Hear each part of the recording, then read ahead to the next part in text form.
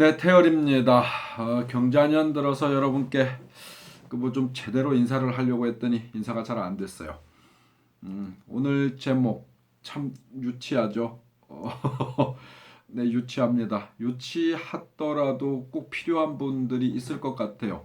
저도 이 영상을 찍으면서 다시 한번 저를 되뇌어 보는 시간도 되기도 하고요. 무당이 되어서 신을 만나는 방법. 되게 이상해요. 현직에 계신 분들이 적지 않게 고민을 많이 합니다.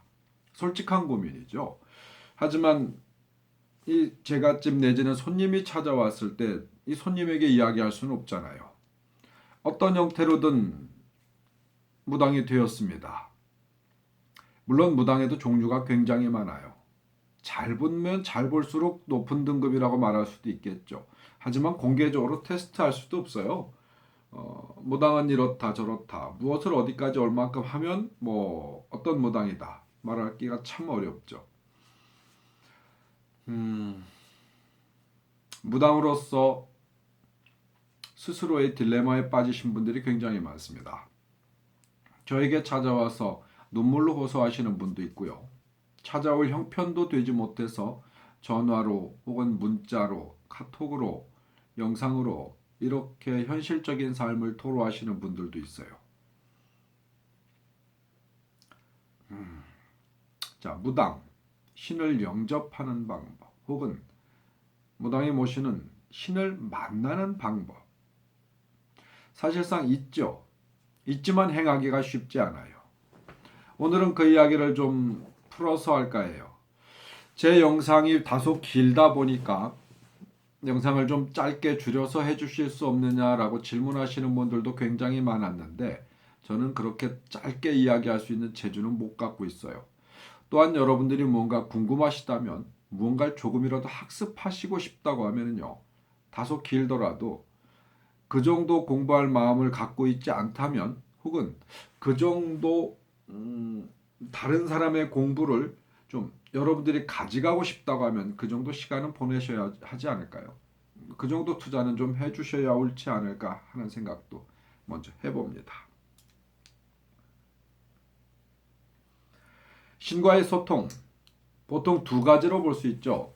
무당은 되었는데 신과의 소통이 잘 안 된다. 자, 거기엔 욕심이 먼저 앞설 수도 있어요. 여러분들 소설이나 드라마, 영화에서 보듯이 무당이 되자마자 어떤 이 형체를 가진 보편적인 어떤 신의 모습을 가진 그런 존재와 마주 앉아서 현재 저와 이렇게 이야기하듯이 대화를 하거나 뭐 그냥 산 사람과 함께 지내는 듯한 어떤 이러한 삶을 꿈꾸시는 분들이라고 하면 1차적으로는 여러분들은 개념을 잘못 잡고 계신 거예요. 그 설명은 다음에 하죠. 혹은 이건 좀 불만인데요. 제가 초기에 만들어 놓은 영상이 있어요. 태월법사의 허튼 소리. 여기엔 영혼백이라든가 신에 대한 이야기를 참 자세하게 이야기했어요. 좀 보세요. 좀 보시고 공부를 웬만큼 하시고 그 다음에 다음 단계로 넘어가신다면 조금 더 빠른 진전이 있지 않을까 싶습니다. 최근 들어서 이것도 어떤 시대의 흐름인지 아니면 저와의 인연인지 모르겠습니다만 요즘 들어서 2020년이 들어서 참 자주 받는 전화가 있었습니다. 처음에 당신의 영상을 볼 때는 무슨 얘기인지는 잘 모르겠었다. 한 번, 두 번, 세 번, 네 번 반복해서 보다 보니까 이제 당신이 무슨 이야기를 하는지 좀 들린다, 보인다, 알겠다라고 하시는 분들이 있었습니다. 저한테는 나름대로 고무적이더라고요. 그렇구나. 물론 여러분들에게 과거의 제 영상을 반복해서 시청하시라고 하는 얘기는 아닙니다. 하지만 태을법사가 정말 하고 싶었던 이야기는요. 아주 과거에 초기에 다 했어요. 태을법사의 허튼 소리에 적지 않은 부분에 대한 진짜 하고 싶은 이야기는 모두 다 했어요. 그 뒤에도 꾸준히 영상을 좀 만들어 달라는 요청들이 있으셔서 이런저런 이야기를 하다 보니까 다소 난잡해진 것도 있었죠. 과거의 영상 지금보다는 훨씬 더 영향가 있습니다. 여러분 한번 찾아봐 주시길 부탁드릴게요.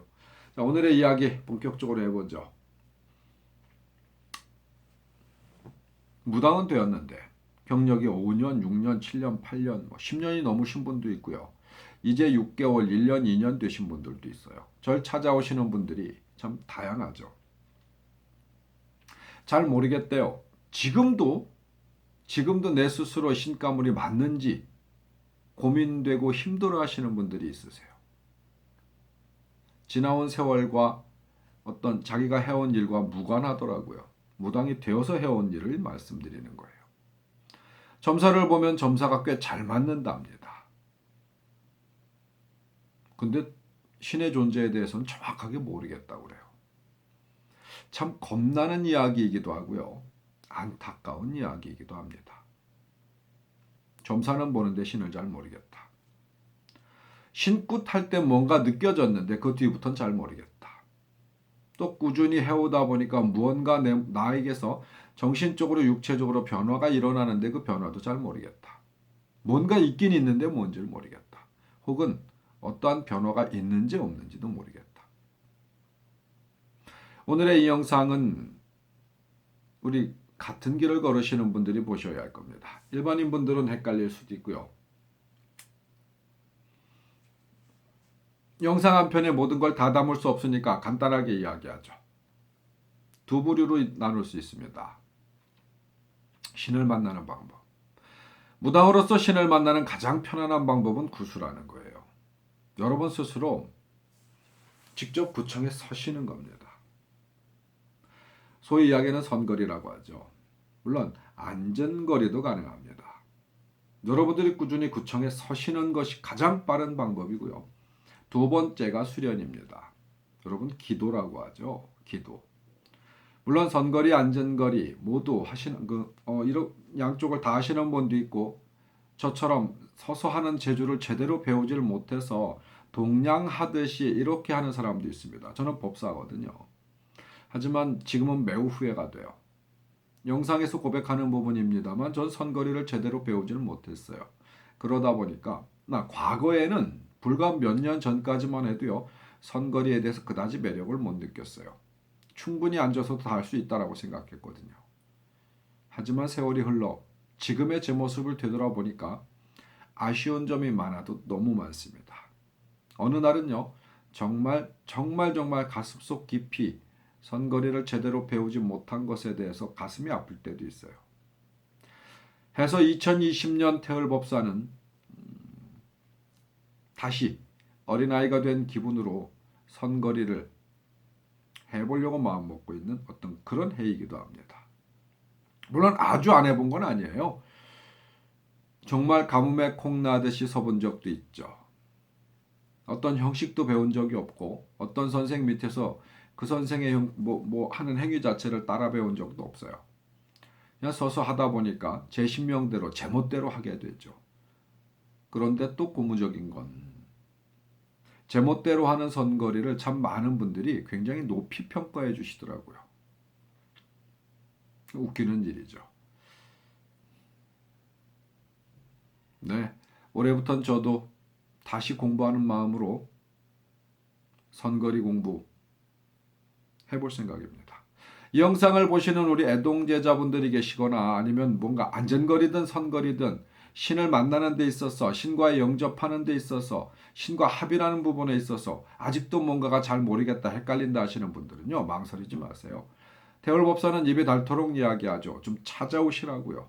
찾아오셔서 같이 머리 맞대고 공부하자고요. 제가 그렇게 대단히 큰 그릇을 갖고 있지는 못합니다. 많은 것을 배우지도 못했고요. 많은 것을 알지도 못해요. 아는 만큼 함께 하자는 거예요. 저도 다시 걸음마를 걷는 기분으로 시작할 거니까 말이에요. 용기 가지십시오. 부담 내려놓으세요. 저 돈 하는 사람 아니에요.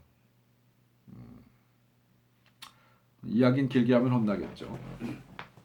자, 다시 이야기하죠. 선거리 서서 들고 뛰세요. 신을 만나시는 가장 빠른 방법입니다. 두 번째, 수련하세요. 기도. 근데 지금까지 여러분들이 보편적으로 하는 그런 기도는 기도가 아니에요.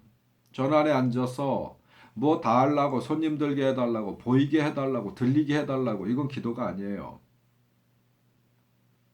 제가 기도에 대해서 전 시간에 뭐 얼마 전 말고요. 제 과거의 영상 속에는 기도에 대해 이런저런 이야기를 많이 피력했습니다. 거지도 아니고 우리 신령님이 무슨 삐끼도 아니고 손님 들게 해주세요. 뭐하게 해주세요. 뭐하게 해주세요. 뭘 자꾸 다 하려고 하는 기도는 여러분들이 쫄망으로 가는, 쫄딱 망하는 길로 가고 스스로 바보 멍청이가 되는 지름길이에요. 이런 기도하지 마세요. 그 기도는 들어주는 기도도 아니고 들리는 기도도 아닙니다. 비오는 훈련하셔야 돼요.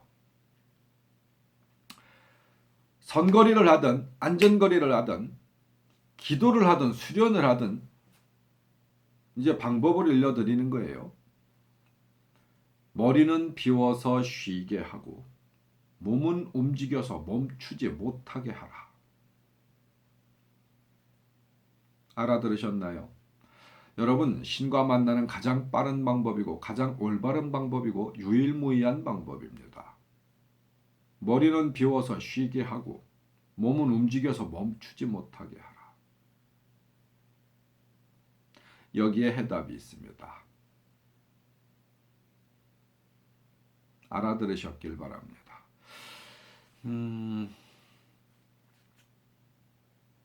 여러분들에게 가장 중요한 것은요, 믿음과 신념이에요. 믿음과 신념이 없이 이 신의 기운을 내가 받아 쓰거나 혹은 내가 신과의 소통, 공명을 한다는 건 불가능한 일입니다. 신의 능력은 깨달음을 가졌을 때 알게 되는 거예요. 신의 능력은 깨달음과 직통합니다. 다른 말로 이야기하면 내가 알면 쓸 수 있는 거예요. 모르기 때문에 못 쓰는 거고, 모르기 때문에 못 만나는 거고, 깨닫지 못했기 때문에 눈앞에 두고도 못 알아보는 겁니다. 신의 능력은 깨달음을 알면 저절로 열린다. 다만 인간의 재주는 배워서 익혀야만 쓸 수 있다. 신에서 능력을 주실 때 인간이 재주를 배워 익히지 않는다면 그 능력을 제대로 못 쓴다라는 이야기죠. 제가 요즘 가장 가슴 아파하고 후회하고 있는 일입니다. 그동안은 참 잘난 멋에 살았거든요. 아니다라고 하는 걸 이제 와서 조금씩 깨닫고 있는 부분들도 있습니다. 제가 도사나 선인이 될 게 아니라면, 신선 공부를 할 게 아니었다면 저도 다른 재주를 배워 익혔어야 하는 것이 옳았다라는 생각이 요즘 되게 강하게 들거든요. 기독교에 그런 말 있죠. 두드려라 열릴 것이니. 물론 거기에만 해당되는 게 아니에요. 여러분들에게도 바로 해당이 됩니다. 두드리십시오. 두드리면 열립니다. 자, 현상적으로도 좀 두드리십시오. 장고, 북, 징, 꽹가리 뭐가 됐든 두드리십시오. 소리를 울리셔야 합니다. 해서 입버릇처럼 제가 이야기하는 공명이 일어나야만 소통이 가능합니다. 악기의 소리와 내 육신이 가지고 있는 소리를 울리세요.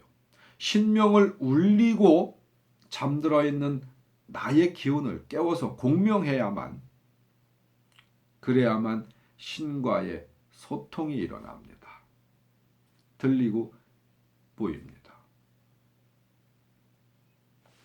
무당은 다른 종교의 목사님, 스님이 아니에요. 그냥 조용히 앉아서 기도한다고, 빈다고 해서 기운이 들고 날고 하지 않아요. 직접적 소통하기 위해서는 공명의 통로가 충실히 열려야 합니다. 공명의 통로를 여는 가장 좋은 방법은 두드리는 거예요. 북, 징, 꽹가리, 장고 두드리십시오. 해서 내 몸에 그동안 잠들어 있었던 기운을 깨우세요. 계속 깨워서 공명이 같아지면 울립니다. 초등학교 때 구리쇠 실험해 보셨죠? 옆에서 구리쇠를 땡 치면 그와 진동수가 같은 다른 구리새는 옆에 떨어져 있어도 같이 울립니다. 신명의 기운도 마찬가지입니다. 어르신들의 기운을, 신의 기운을 여러분 몸으로 땡겨 오려면요, 여러분이 그 기본적인 구조적 이 환경이 갖춰져 있어야 돼요. 공명이 일어나지 않으면 보이지 않아요. 들리지 않아요. 눈앞에 계신데도 여러분들이 못 알아봐요. 귀에 계속 들려주는데도 못 들어요. 지구가 자전을 하는데 엄청난 속도로 자전을 하죠. 이걸 소리 무슨 데시벨로 뭐라고 얘기는 했는데요. 과학적 분석을 하면 뭐 엄청나게 큰 소리라 합니다. 지구가 도는, 여러분 자동차가 300km만 달려도 어마어마한 소음이 나거든요. 근데 지구는 엄청난 속도로 돌고 있어요. 우리 귀에 안 들릴 뿐이지 어마어마한 굉장한 소리가 난다고 합니다. 그래도 왜 안 들릴까요? 소리의 진동수가 다르기 때문이에요. 주파수 대역대가 다르기 때문이죠. 신과의 소통 마찬가지입니다. 여러분들이 진동수를 맞춰주신다면 보이고 들립니다. 자, 이쯤 되면 질문하시는 분들이 있죠. 도대체 그럼 어떻게, 뭘? 자, 제가 적지 않게 설명을 했습니다만 아직도 여러분들은 어떻게, 뭘 이라고 질문을 하시면요, 영상으로선 더 이상 배울 게 없어요. 더 이상 여러분들은 제가 드릴 것도 없고 받을 것도 없으세요. 스스로 깨달음의 공부를 하셔야 합니다.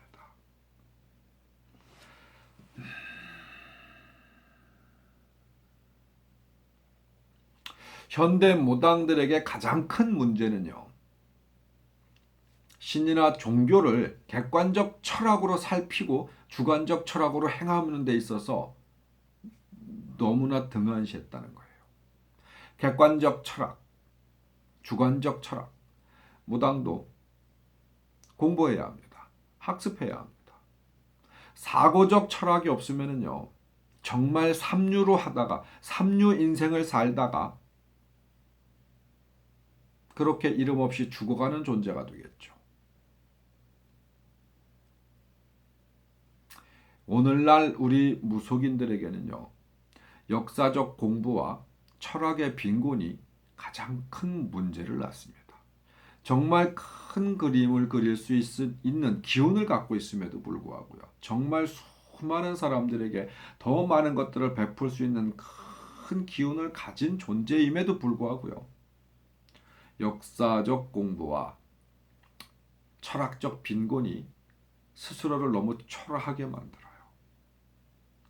길거리를 지나가다 보이는 수많은 깃발들, 발길로 채일 듯이 많은, 정말 많은 흔하디 흔한 무속인, 여러분 그렇게 살다가 생을 마감하시겠어요? 무당의 역사 공부할 필요가 반드시 있다고 보이죠. 저는 그렇습니다. 철학적 사고 또한 여러분 공부하셔야 해요. 해서 저는 무당 그러면 제발 젊은 사람들이 좀 했으면 좋겠다라는 이야기를 참 자주 합니다.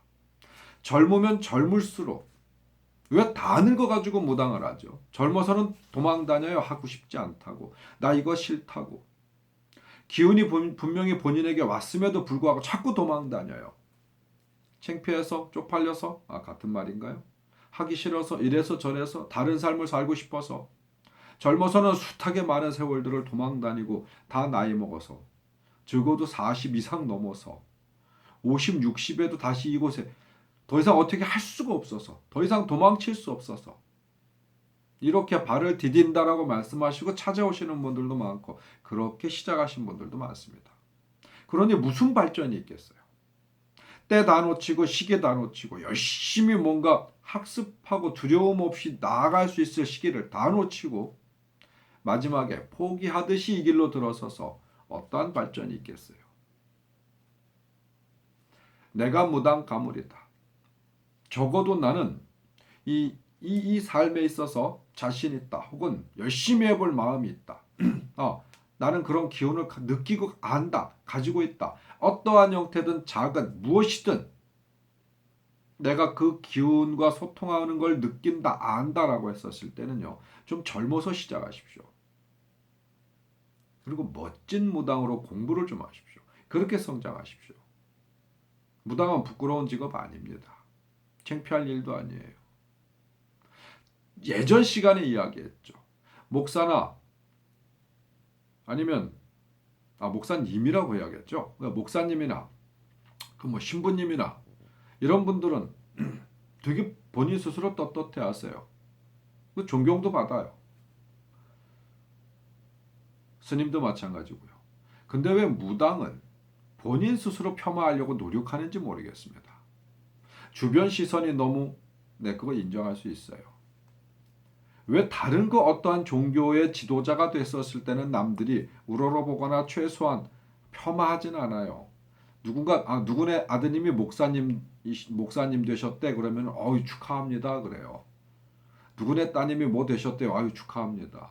근데 왜 누구네 아들 무당 됐대, 누구네 딸 무당 됐대 그러면 왜 천편일률적으로 아이고 어쩌다가 불쌍해라. 이런 웃기지도 않는 말에 현혹되지 마세요. 거기에 가슴 아파하지 마십시오. 여러분 가슴 아파할 일은 스스로 만드는 거예요. 진짜 힘써서 일할 수 있는 시기 다 보내고 결국은 포기하다시피 이 길에 들어서니까 혀끝을 차는 일들이 만들어지는 거예요. 쯔쯔쯔쯔 그러고. 이 영상을 보시는 분들 중에 다소 젊다 싶은 사람들이 있으면요. 물론 저도 젊다고 생각을 하고 삽니다. 기왕 할 거 미리 하세요. 그리고 진짜 공부를 좀 제대로 해보세요. 우리는 올바른 역사와 현자의 철학을 배우지 않으면 영원한 아류로 그 그늘진 자리를 벗어나지 못해요. 역사적 학습과 진짜 현자의 철학을 좀 배워서 객관적 철학으로 우리의 삶을 살피고 주관적 철학을 확고히 세워서 무당으로서 무속인으로서의 이 행위가 있다면 존경받으실 수도 있고요. 스스로 삶에 충분히 만족하실 수도 있을 겁니다. 현재 무속인의 길을 걸으시면서 감당하기 힘든 일이 닥쳤을 때 괴로움, 뭐가 됐든 현실적인 삶이 됐든 무속인으로서의 삶이 됐든 귀신이 보이든 안 보이든 신의 소리가 들리든 안 들리든 이 길에 들어서서 뭔가 가다가 부딪힘을 가졌을 때 포기하는 자, 즉 패배하는 자는요. 내가 안 된 것에 대해서 온갖 핑곗거리를 찾아요. 지는 자, 패배하는 자는 온갖 핑곗거리를 찾습니다. 이겨내는 자, 이겨내서 결국은 쟁취하는 자, 승리하는 자는요. 이룰 수 있는 방법을 찾습니다. 핑계가 아니고요.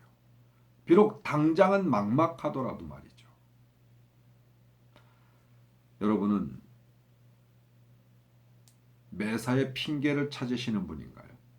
아니면 이겨내 갈 수 있는 방법을 찾으시는 분이신가요? 지금 당장은 답답하고 막막하더라도 말이죠.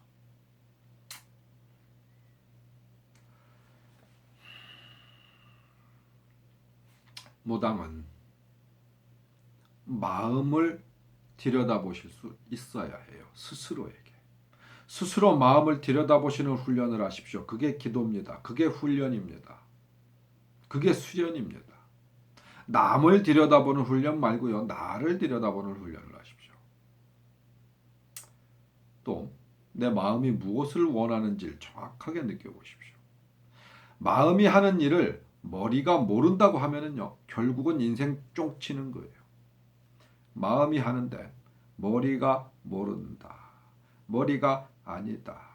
내 마음은 일어나는데 머리로 제어하고 막고 눌러놓으면 결국은 병으로 옵니다. 육체적인 병이든 정신적인 병이든 말이죠. 신의 환란이라는 말들을 자주 하죠. 저도 그 표현 씁니다. 어떤 사람이 어떻게 많이 잘못돼서 절 찾아옵니다. 딱 봤더니 신의 문제예요. 신의 문제. 신의 벌이라고도 말을 하고 신의 환란이라고도 말을 하죠. 신벌. 근데 실질적으로 신은 벌을 주지 않으세요. 왜 벌을 줍니까? 조상에서 불사해서 벌을 안 주세요. 왜 벌을 줍니까? 내 자손, 내 새끼, 내가 써먹어야 할 존재고 내가 사랑하는 존재인데요. 우리가 주신 것을 잘못 써먹고 있기 때문에 잘못되는 거예요. 신에선 큰 걸 주었는데 잘못 써먹고 있는 거예요. 신에서, 그러니까 이건 예를 들어서요. 실제로 그렇다는 거 아닙니다.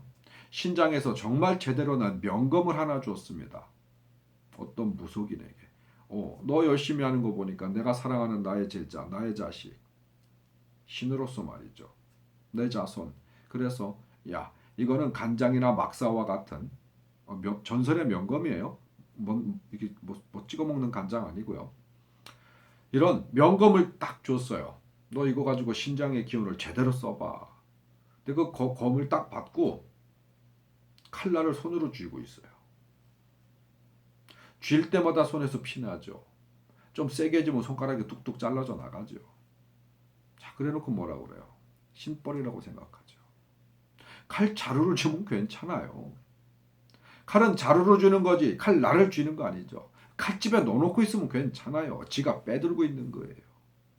여러분들 인생 그렇게 살고 있는 거예요. 그러니까 상처 입고 다치고 아프고 힘든 거예요. 신은 인간들을 돕자고 이 세상에 오신 존재이시지 해하고 아프게 하자고 오시는 존재가 아닙니다. 더군다나 여러분들의 몸주 신령이라면 더더욱 그렇죠. 조상 신명이라면 말할 것도 없죠. 여러분을 아프게 하고 다치게 하려고 오는 존재라고 하면은 조상 신령 아니죠. 조상은 원귀죠. 원귀. 모셔야 되는 존재가 아니에요. 내치거나 다뤄야 하는 존재죠. 외부에서 들어오는 다른 기운도 마찬가지입니다. 모셔야 하는 존재, 다뤄야 하는 존재, 내쳐야 하는 존재. 존재에 대한 구분 정확하게 하셔야 할 겁니다. 자, 마지막으로 한 말씀만 드리고 끝내죠. 여러분, 종교, 신. 세상에는 우리 천신 사상 말고요. 그냥 대한민국에 비근하게 있는 종교 예를 한번 들어보죠. 불교. 우리와 가깝다고 할 수 있죠. 하지만 그다지 사실 가까운 종교도 아닙니다.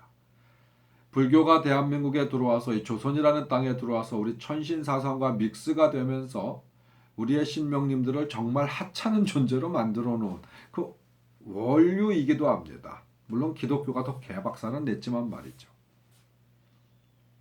자, 불교의 발상지는 인도죠. 인도. 근데 현재 인도. 자, 불교 인구가 1%도 안 돼요. 인도에. 0.7%인가 0.8%인가 그렇다고 그래요.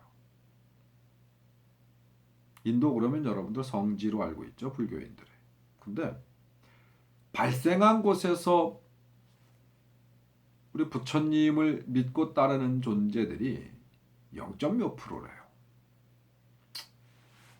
기독교가 약 3%가 안 되는 걸로 알고 있어요. 인도에서 말이죠. 근데 불교는 0.7%인가 8%랍니다.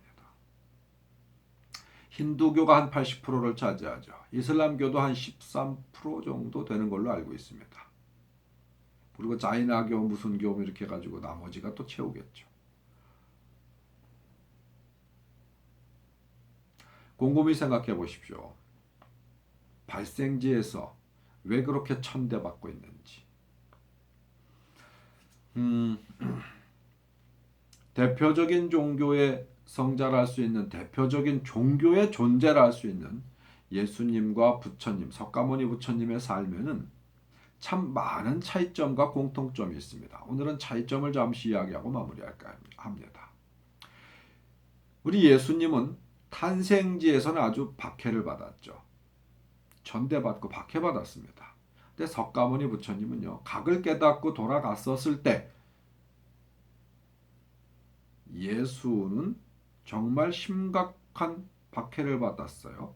근데 석가모니 부처님은 굉장한 환대를 받았습니다. 탄생지에서 말이죠. 또 예수님은 젊어서 요절했죠. 근데 부처님은 아주 진진 살다가 요즘 사람들만큼의 수명을 누리다가 80이 넘어가서 돌아가셨죠. 정반대의 삶을 살았다고 지금 여러분께 이야기 드리는 거예요.